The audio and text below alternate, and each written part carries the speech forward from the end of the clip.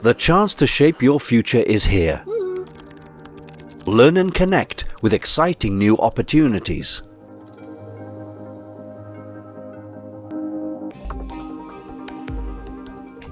Are you ready for the next step?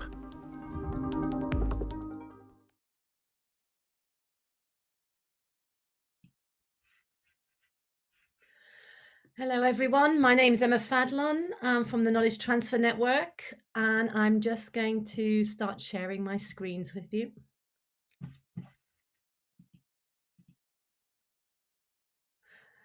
Hello and welcome. As I said, my name is Emma Fadlon. I'm from the Knowledge Transfer Network, and I'm from the investment team. So I work with companies and sort of early stage entrepreneurs in helping them get sort of investment, funding and finance ready. And one of the key areas that you can leverage funding and finance, of course, is through grant applications.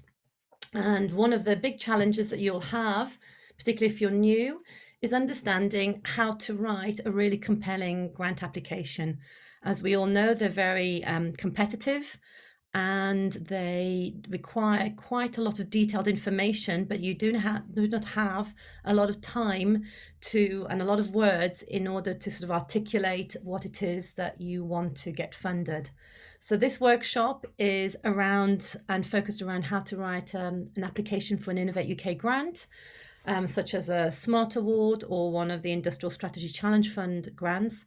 But the general principles behind it all, I think, are useful for most of the grants that I've seen, whether from the local enterprise partnership programs or from the devolved governments. So the first thing I want you to do is to take a step back and think about it from the assessor's point of view. As an assessor, you're going to be given a number of applications, and the first thing you want to do is to sit down and have a really impactful introduction. We're just going to say, this is going to be a really good and exciting application. And this is what we're trying to do, is to really get you to think about it from the content, but also about how to make that positive impact. So the first thing you need to think about it is that any grant application is an exam because it's marked, it's scored, but it's also a story. What you're doing is you are telling the story about your innovation, what it is that you particularly want to get funded, how you're going to develop it, and how you're going to exploit it. There are certain keywords that you need to contain and in the content of your response, and the answer should really reflect what's being asked in the application. Now, the applications usually give you quite a lot of guidance, as do the briefing events, and you can also have access to the briefing events to the grant sponsors, the leads in Innovate UK or in the other funding organisations. So really use all those sort of external resources when you start thinking about which grant you're going for, which part of your innovation you're going to apply for in the grant, and think about what resources you also need in order to be able to answer some of those sort of key questions. If you don't have the knowledge yourself, who are you going to bring in, and when you're going to bring them into the whole process. And essentially, you've only got 400 words for 10 scored questions if you're applying to an Innovate UK grant. And you've got 3 appendices, which are fantastic because it allows you to bring in a lot more detail, the references, the backing to what you've got.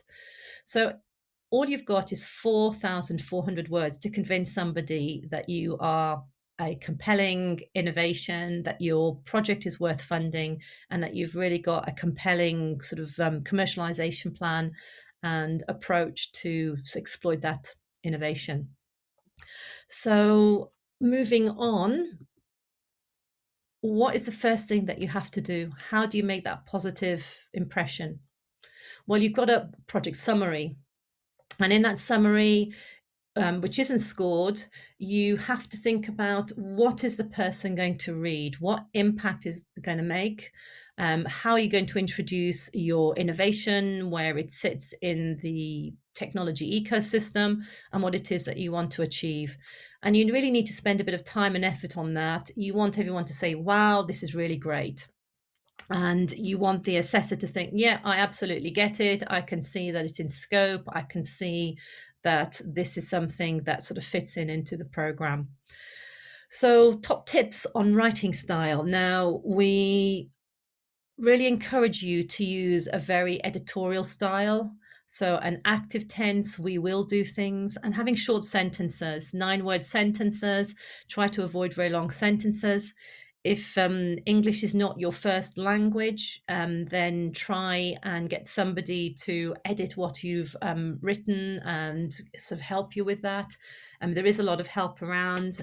If you're new to writing grant applications, then you can speak to a KTN sector colleague who may be able to help you if you ask in enough time in advance of the closing date of the application.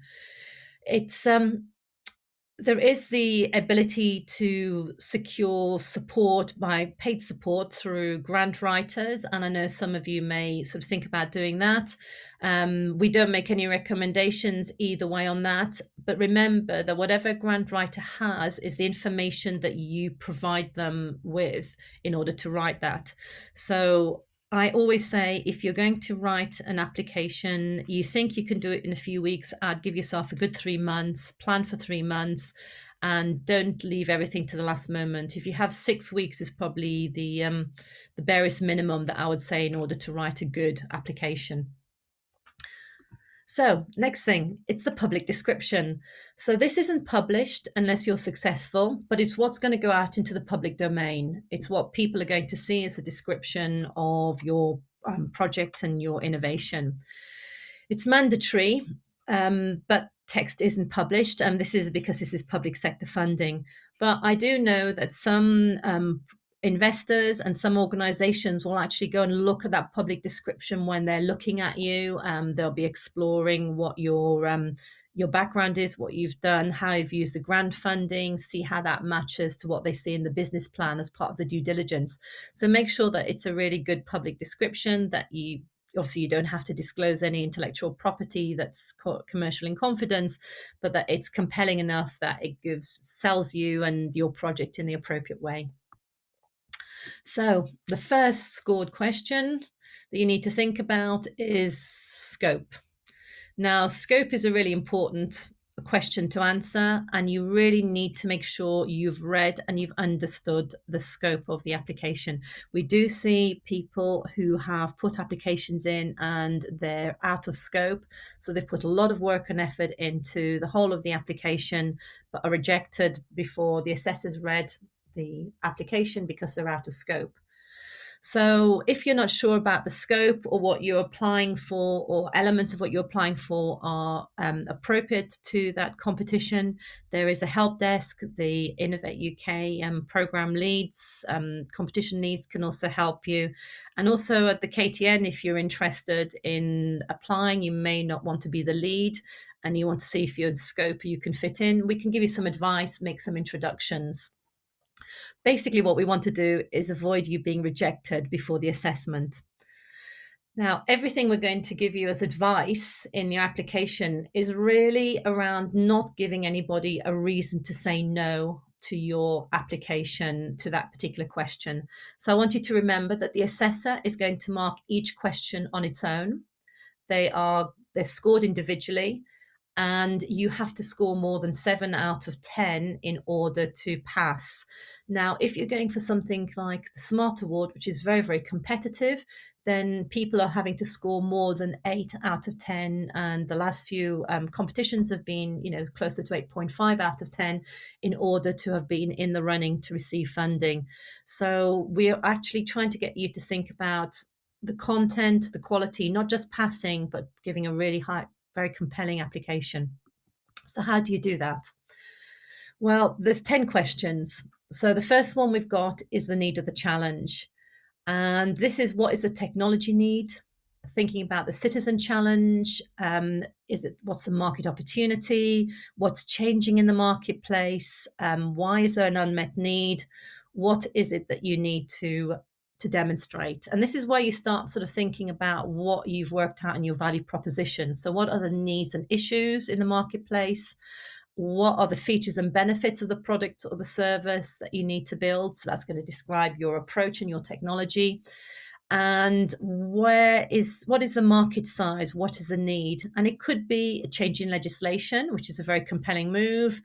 It could be that it's the way things are being done is slightly different, and there's an opportunity for you. Then, in marketing terms, sometimes it's called the white space, where there's an unmet need. But you need to be able to articulate that and explain how the customers, your end users, are going to benefit from that. And it doesn't just have to be about technology. It can be citizen challenge. It could be societal. There are some tools to help you. If you go to Horizons at innovateuk.org, there's some tools there to help you understand that and how to answer that. The other thing I'd say is think about the wider context in which you are applying your innovation. There can be some wider impacts that you want to bring in. As I said, this is very much around your value proposition. So what are the needs and issues that that marketplace has? So how is it scored? So I'm just going to show you a little example of what an assessor's crib sheet may look like.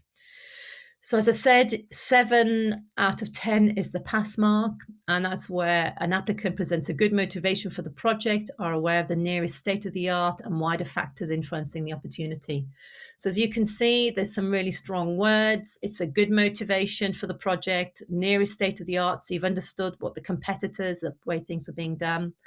But then if you look at what you need to show for 9 out of 10, it's got to be a clearly described and compelling motivation from the perspective of the businesses involved and a clear understanding of the nearest state of the art available. So for 9 out of 10 and 9 or 10 out of 10, you are really having to show things that you understand it from the perspective of the business. So you've got to take a step outside of your innovation and think about your customers, your end users, your stakeholders, and the fact that this is what they need and why they need it. How the project builds on previous work, if applicable, is if you've had previous funding, it doesn't matter from what routes, or if you've been in collaborations, if you're in consortia, how that builds on the consortia work, and make sure that you really bring that out to show that it's sort of relevant. And that really works as well with your route to market questions later on. Any relevant wider factors might be influencing this can be identified. So again, if there's a legislative change or there's societal changes, people may think or want things in a different way because of public perception. Particularly, as we're seeing things towards the net zero and decarbonisation, there's very strong societal influences. So don't forget those. And they don't have to be just UK based. They can be European, they could be international, they could be very strategic, sort of wider government goals as well. So the next question is around approach and innovation. And for this one, you have got an appendix where you can put in some additional information to back up what you're saying. Very important, do not put URLs in where you want people to click through and read additional information. You can reference them, but do not do that. It's marked against you. The assessors are told just to read what's in the application and the application alone. So this is where the appendix can be very useful, because if you want to show something maybe around an MVP or a demonstrator or something, you can do some screenshots in a picture and then put some text around that just to sort of bring that to life. But what you're doing about the approach and innovation, it's usually the easier question because it's about what your technology is. So you know what the needs and issues are. These are the features that we're building. This is the reason we're building these features. And this is what's innovative about it. Remember, it's got to have risk for it to receive grant funding. There's got to be a perceived risk. We'll talk about that later on. And so the innovation has got to, it could be sort of a business risk, it could be a technical risk or whatever that's in there, but you really need to sort of explain that. Again, the appendix is a really good place to put that in. So your approach, the features, you're going to solve that technical challenge by this approach. It's going to give you this times better functionality than your competitors.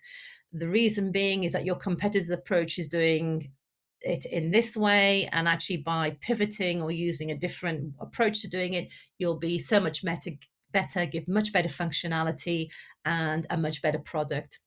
Now, If you've got any patent work that you've done, you can refer to that. You refer to your freedom to operate.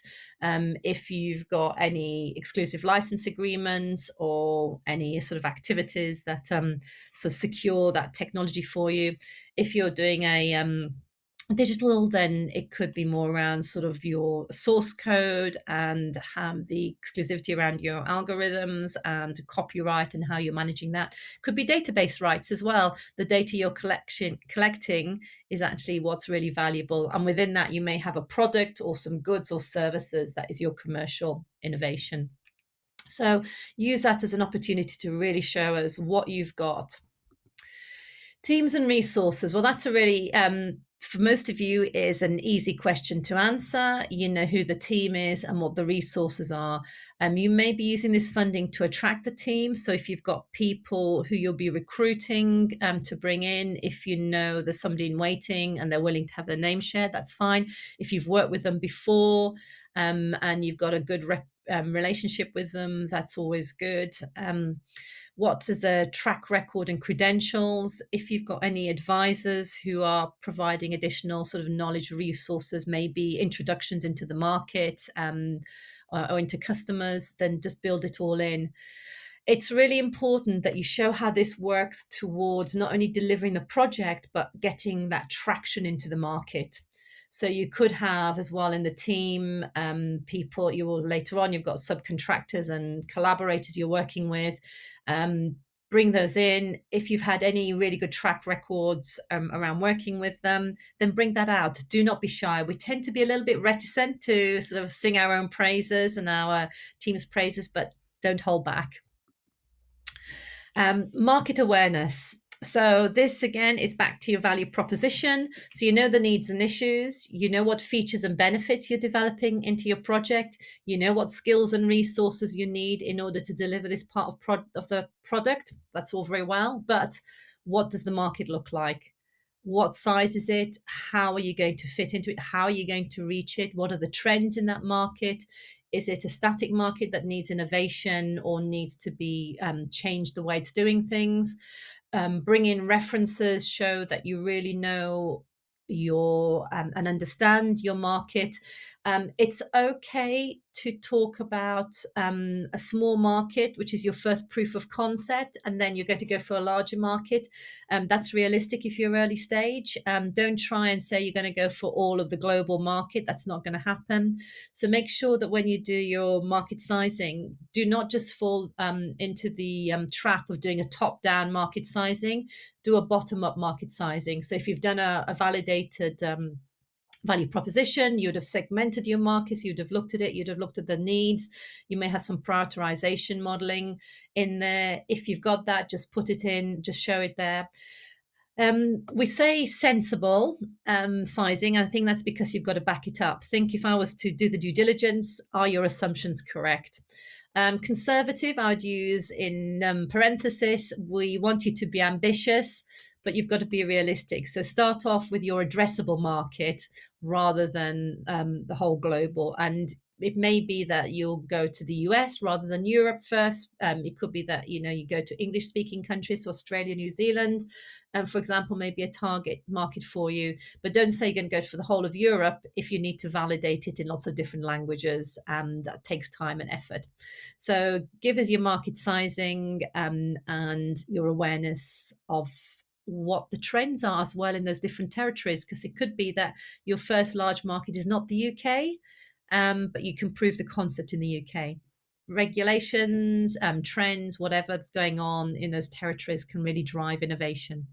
So just whatever is your validated market research, put it in. Outcomes and route to market. Well, this is where we need you to sort of think about, well, you know what the project deliverables are, but what are the outcomes of those deliverables? How is that going to make you more attractive to a customer? So for example, you might be making a minimal viable product, and the outcome is that you will have a minimal viable product that you can test with a customer. What you need to put in the application said, we've identified these customers, we've talked to them, they've said to us, if we have these functionalities, then they're willing to test our minimal viable product. So bring that in, whatever evidence you've got. If you haven't got somebody who's saying to you that they will test it, but have said these are the performance criteria we need, or that's the market trend, then tell us about how you plan to reach those customers to test your minimal viable product, who it is that you may be working with, who in your collaboration network, who might be part of the team is there, if you've worked with them before and you've got this opportunity.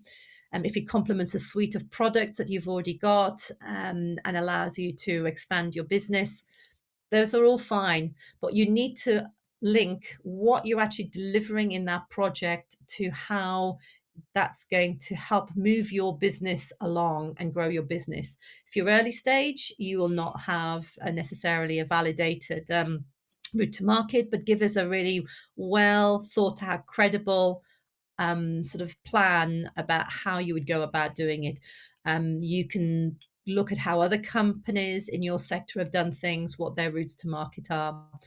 And some of you are in very, very complex supply chains. Your value chain, your customers may be part of the value chain. So tell us about your value chain, how you're going to reach them, engage with them, how you're going to influence their customers, their end users, and let them know about your product and your innovation. So that then takes us on to what are the wider impacts. Now, these questions start getting a little bit harder for you to answer, because this is thinking really about the wider societal, economic, environmental impacts. It could be the greater good.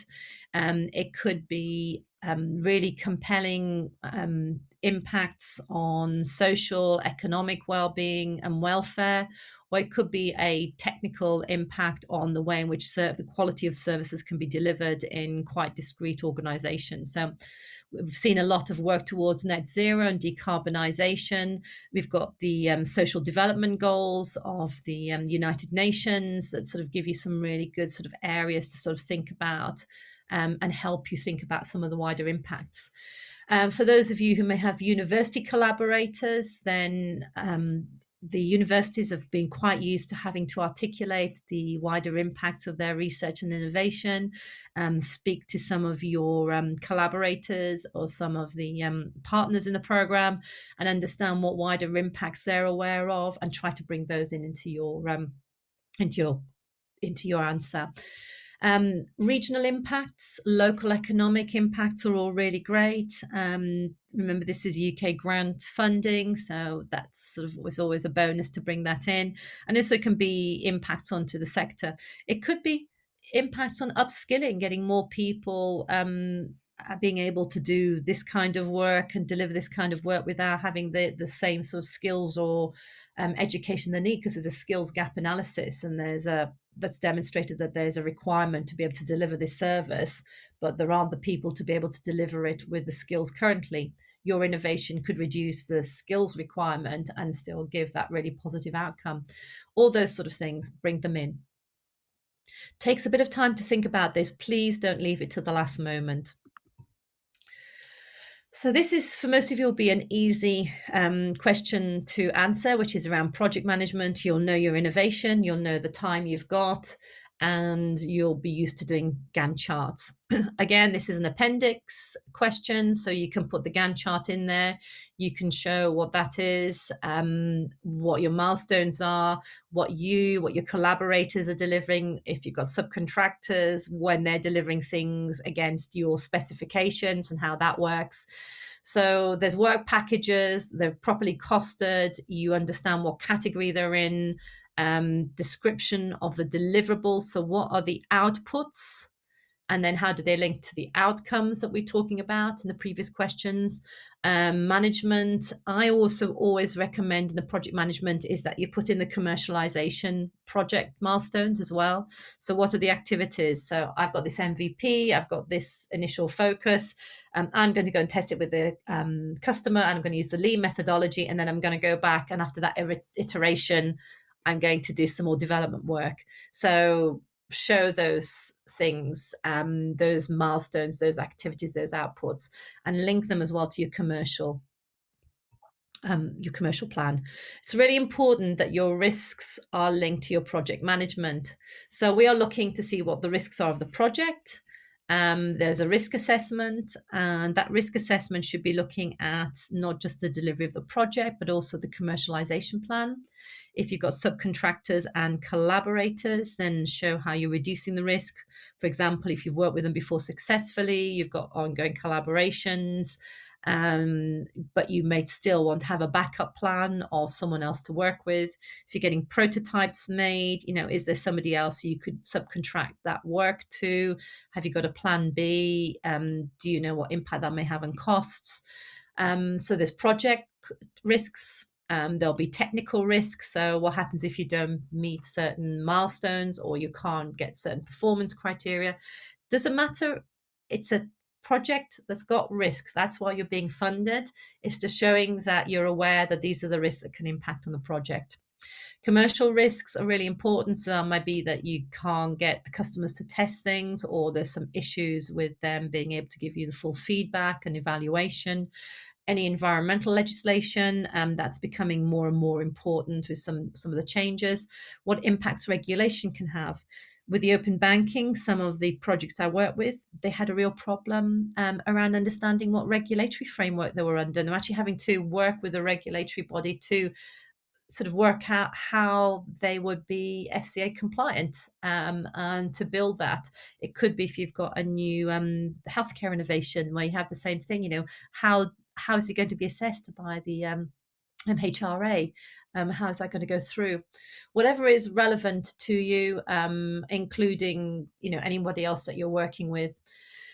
Again, nice appendix with a risk register. Give it scorings, red, amber, green. You can do multipliers. There's lots of different ways to do it. If you Google, you'll see lots of different examples of risk registers.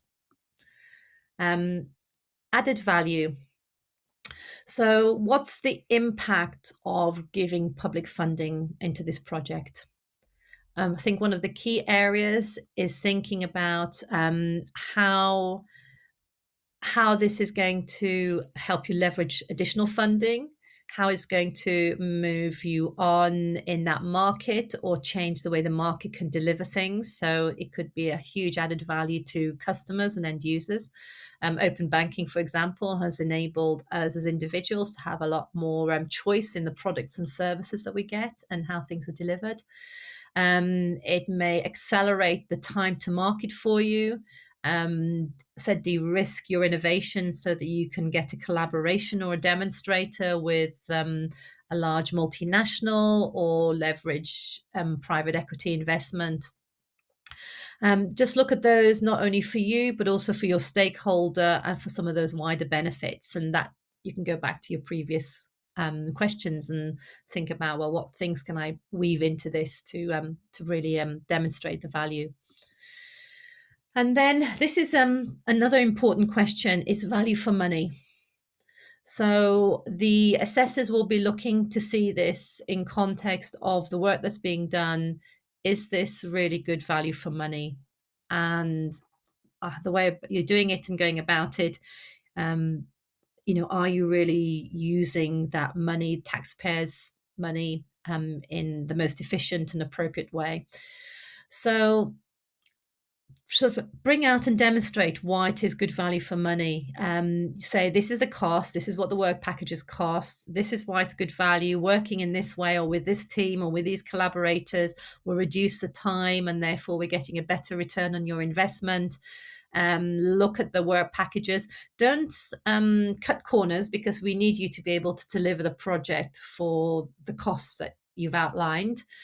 Also, don't be over ambitious and try to do too much with the money, because again, you've got a very high risk of failing then. Subcontractors, make sure they're justified. If you're subcontracting and you're IP heavy, make sure you've also explained that the IP will be owned by you. You won't be having to license things back. Again, if you've worked with them previously and you've worked well and you've demonstrated that it's done things in an efficient manner, and you've not had to go back on various iterations, that's really good to highlight that. So again, you've got 400 words to think about that and to bring that out. You can sort of link it to the work packages you've described in your project plan, and also to your collaborators and your subcontractors. Small print. It can really kill your application. If you're not sure that you're in scope, then check with the lead technologist at Innovate UK. Use a competition help. They are helpful. They will answer. There will be frequently asked questions that are available against those competitions. The briefings are recorded, and you can go back and listen to the briefings to make sure. It may be that you look at the application and think, you know what, really like this, but I don't think it's right for me to be the lead. Then that's not a problem. Come to us, KTN. We can see if we can make you introductions and see if we can put you together into a consortia or into a collaboration. That's part of the role that we have. And also be realistic about what part of your innovation you're asking funding for. So one of the challenges that we have is that particularly early stage companies, they try to describe the whole of the business rather than the innovation they want funded in that application. And that can make for a very complicated application and not necessarily the best application or the strongest application. So even though the innovation might be really exciting, the assessors can't score it well, and that's a real shame. And then they tend to drift out of scope a little bit as well, because you're describing the whole business rather than that innovation, how it fits within that competition call. Now, you will get feedback. There's 5 assessors. You will get quite detailed feedback from them. Our experience in reading assessors, and this is a direct quote from one of my colleagues, is that 1 will love it, absolutely get it, want to have your babies, think is the best project ever. 1 would rather eat worms than see your project funded, and 3 of them will get it and will give it a high score. Now, Innovate UK will look at the assessments and the scores, and if there's an outlier, they would question, is that because that particular assessor, typically they're experts in your field or know that particular sector, did they see something that the other assessors didn't see, or is it just that they didn't get it? They will look at that. And then they'll look at the scores across. The advantage you have of getting the assessment is don't be put off, because you can use that to think about, well, what was missing in my application? And then you can reapply a second time. And what it does, it can show you where the weaknesses are in what you've articulated, in the understanding of an external person reading your application of what an expert would say. And again, if you get feedback and you know you've got gaps in your business that have been picked up, it could be around your supply, your value chain, or some other additional resources seen as a risk, come to the KTN. We can try and make the right introductions for you. So top tips. We have got an application guide, and I'll send you the link in the next slide. It's a share on that. But these are the top tips that we sort of really try to encourage you to think about. Check scope. That's absolutely essential. Make sure that the innovation that you're asking funding for is in scope with that particular competition. If it's a smart award, obviously it's a general award, but just make sure you fit in and that you tailor your innovation and your request to that scope. Any partners you're working with and collaborators, agree the key points up front. Make sure you've given plenty of time to do the work in the application. You cannot do an application in 2 or 3 days. And the deadline is the deadline. It's 11 a.m. on the closing date. It is what it is. There's no going back and say, oh, I was waiting for something. Can you please consider me? It's got to be fair and equal to everybody. So your partners, your collaborators need enough time to be able to review things, give you the information, maybe do some more of that market research or get some of the validation points that you need. So consider their time. Application can sometimes not be very clear and concise, particularly when different people have answered different questions, and you can really tell that it's like a patchwork in writing style. So make sure you have a clear and concise writing style, that there's one voice in the application, and that it doesn't read like a mishmash. I had one application I reviewed, and the finance people did the application purely on the finance without any sort of cross-referring to the project plan. And I'm looking at it and saying, well, none of this kind of matches up. And, it's just a shame that, that's not being agreed up front and planned for. Your plan's got to be realistic. Remember, it's not the whole of your business that you're funding, it's the innovation within your business. So, a realistic project plan that can be delivered. You've got the right people, the right resources, or you'll recruit them. Be convincing. So that means showing that you really understand the market. You've got a really good value proposition. You've understood your competitor marketplace. Really, if you've got a validated value proposition, you've got a good competitor analysis, you know what your unique selling points are and what makes you different and differentiate for the competitors, then you've got 2/3 of this application sorted.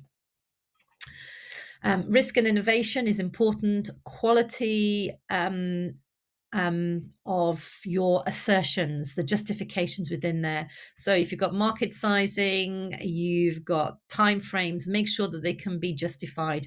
Somebody's going to look at your application and say, oh, can you really deliver that in that period of time? If you're only going to get those final data points in the last 6 months, does it give you enough time to be able to do and deliver what you said on your project for the subsequent 6 months to finish on time?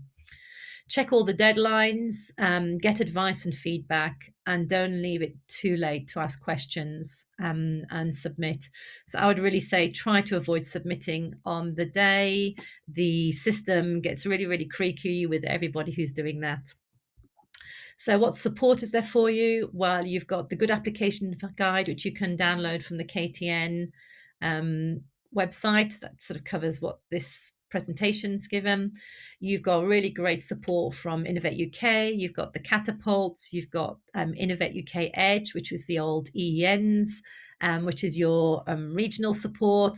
All very experienced people, understand the process and the grant application. KTN has newsletters about funding and other opportunities. And the most important thing I think you need to think about in your application is how you're going to stand out from the crowd. And in your application, I really want you to think about what's unique and special about you, why you above somebody else, and really make sure you've sold that. Don't be shy. And everyone, good luck. So I am now quite happy to take some questions. I did see that I've had a few questions that have come in the chat, some points in the chat. So let me see what the questions are. Is it compulsory to apply with partners? No, not at all. But you need to make sure that you've got the right collaborators or with you. Or the right people that you can go to. If you're very early stage, I know it can be a challenge. Come and talk to the KTN. We might be able to help facilitate introductions. I mean, we work across the whole of the UK. We've got a very wide network.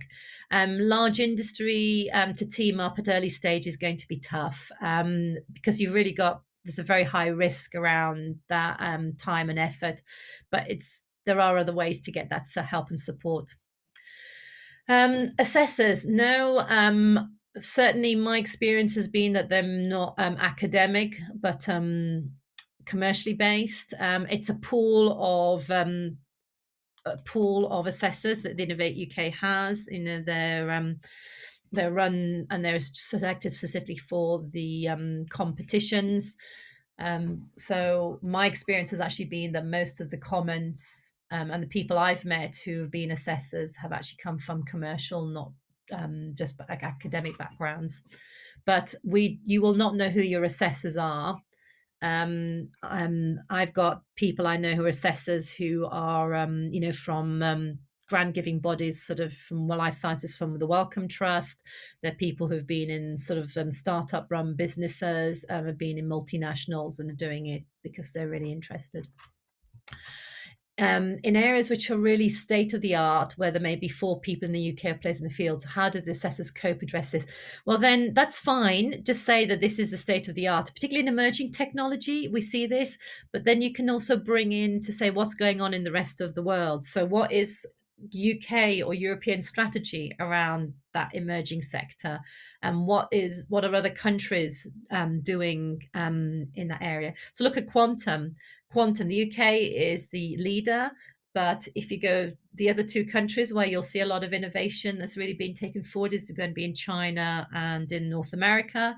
But then you've got the EU strategy around that and how they're trying to build it. So you can bring in that fact that it's an emerging technology sector, that there's not many people at the forefront because of the skills, skills or resources. It could be that you need access to large infrastructure, for example. So as long as you explain to the assessors what that market and state of the art looks like, and why, and if there are kind of strategic programs to try and increase that knowledge base, then bring those in, reference them. So all of the assessors have to, the question I've got here is, assuming the assessors have been chosen as experts in the field, how are personal competitive jealousies screened out? So all assessors have to are given the applications and are told, have you got a conflict of interest? So for example, I made an introduction in life sciences to somebody to help a particular company, and they were an assessor, so they pulled out of that competition and said, if I'm going to do this, then I can't be an assessor for that competition, and they pulled out. So that's sort of how the assessors I know have dealt with it. And you when you're given those assessments, you either accept or reject them. So that is managed. Who would want to be an assessor? Tough job. How are the best people attracted? That's a good question. I don't know what the Innovate UK recruitment process is. I can speak to the people I know who are assessors, and they're quite often people who are experts in the field, who are very passionate about the sectors and what's happening. They've maybe come to the end of their particular career in a leadership role, but they still want to stay involved in that sector and understand what's going on and what the marketplace is doing. They may have other jobs, they may have consultancies, they could also have roles as grant writers and take on that role. Others I know want to keep in contact because they may be running funds or working for grant or giving organizations where they want to know what's happening in the sectors and the areas, what's happening. It is a tough job, but I've done grant assessments not for the Innovate UK, ISCF or smart applications, and I actually really enjoy looking at the assessments and the grants. I just have an intellectual curiosity, so I don't know whether that's an influence or not. Will Brexit have an influence, thinking of market entry in particular? I can't really answer that. I think it depends on your innovation and where you sit. That can be part of what your risk matrix is in the commercialization plan. We've got yet to see the details of the deal that we've got around market entry. However, if you've got a really good innovation and people need it, then you sell into the US, you can sell into non-European countries. There are ways and approaches of doing that. You're always going to have a competitor. In the US, we have a not invented here competitor, competitive in issue with federal and state law. So it's the same market trends I think we're probably going to see in the future. But it's interesting to see really the details of the deal. I can't really answer to that one. I think you can probably speak with your Innovate UK Edge, local business support, who will be able to tell you a little bit more about what routes to market support there is. And the Department for International Trade are really good at facilitating those introductions into those countries. And it may be that rather than doing direct sales, you may have to think about getting go through an intermediary. So, how are you going to do that? What is your value chain going to look like? So that could be actually part of what you might want to explore in your commercialization plan and your risk analysis. Is like, do I need to go in there directly, or do I need to go through a partner? It can be hard to describe apps fully in a written report. Can we include demos? This is where the you can't put a click to a demo, but what you could do is maybe use the appendix to explain what the functionality is, and how that works. I would have to really see what your app does and how it works. And it's, is the clever stuff the app or the clever algorithms that sit behind? Past entries, non-funded will not be shown. The public domain ones are all on ResearchGate, and you can just, if you Google on successful Innovate UK award winners, you'll find them under the ISCF. Projects are published. There's booklets usually, and it's really quite transparent around that. It's all in the public domain. I have been told by the session hosts that no more questions. So I'd like to thank you all for your time with me. And if you have any questions, do come into the KTN and we'll love to help you. Okay, now apparently I do have a bit more time. There's just no more questions in. So I said if there's no more questions, then we can close this presentation and you can go and have a coffee break.